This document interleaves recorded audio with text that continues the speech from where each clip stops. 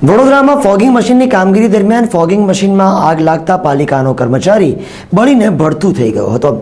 સવારે બનેલ આ ઘટનામાં કર્મચારી જાહેરમાં સળગી જતા ભારે અરેરાટી વ્યાપી ગઈ હતી। વડોદરામાં આજે બનેલી એક દર્દનાક ઘટનામાં મહાનગરપાલિકાનો એક કર્મચારી બળીને ભડથું થઈ ગયો હતો। કોર્પોરેશનના ફાઇલેરિયા શાખામાં ફરજ બજાવતા કાંતિભાઈ સોલંકી આજે સવારે શહેરના કિશનવાડી વિસ્તારમાં ફોગિંગની કામગીરી માટે ગયા હતા। તેઓ વીર ભગતસિંહ ચોકમાં પહોંચી ફોગિંગ કરવા માટે જેવું મશીન ચાલુ કર્યું કે તેમાં તરત ધડાકો થયો અને આગ લાગી હતી। ડીઝલ વડે ચાલતા આ ફોગિંગ મશીનમાં ધડાકો થતાં જ ડીઝલના છાંટા કાંતિભાઈ પર પડ્યા હતા અને તેઓ આગની જ્વાળાઓમાં લપેટાઈ ગયા હતા।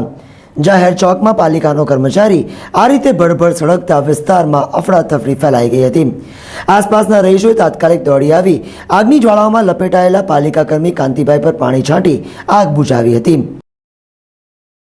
આ સવારે અહીંયા આગળ એક ટેમ્પો આવ્યો તો કોર્પોરેશનની અહીંયા હોલ પરથી ટેમ્પો મચ્છર મારવા મોકલેલો ધુમાડા માટે, તો એ ફળિયામાંથી એમ નીકળીને અહીંયા રોડે અહીંયા આગળ આવ્યા અને ઓટોમેટિક જ ટેમ્પામાં ભરકો મશીન હાવ બગડેલું ઠાઠ્યું મશીન આપ્યું હશે સાહેબ હોય તો સાહેબોએ પહેલા ચેક કરીને મોકલવો જોઈએ ને, તો એ મશીન ઓટોમેટિક હરગીને ભરકો થઈ જતો। આ બેનનું ઘર લેવાઈ જાય આજુબાજુ કાલે ઉઠીને અમારા ફળિયાના મોહલ્લાના બૈડી છોકરા કે કોઈ છોકરો હરગી ગયો હોત તો ના, એટલે જે મશીન ફાટ્યું એમાં કોણ સળગી ગયું? એમાં એ મજૂર સળગી ગયો, સાહેબોનું શું જ્યું કશું કર્મચારીનું કોર્પોરેટરનું હરગી ગયો।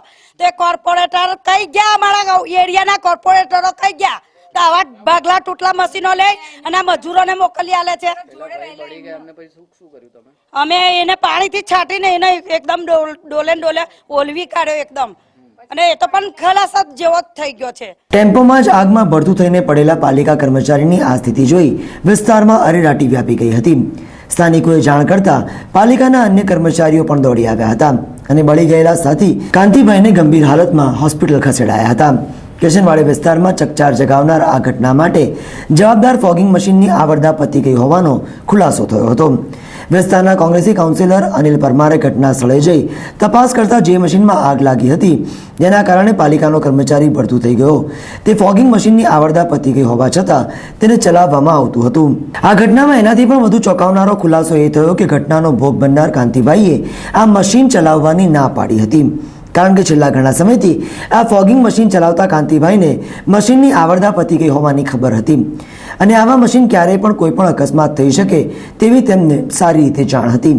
આમ છતાં ઉપલા અધિકારીએ તેમની આ ફરિયાદ ન સાંભળી દાગ ધમકી આપી તેઓને આ જ ખામીયુક્ત મશીન વાપરવાની ફરજ પાડવામાં આવી હતી, જેનું આજે ગંભીર પરિણામ આવ્યું હતું।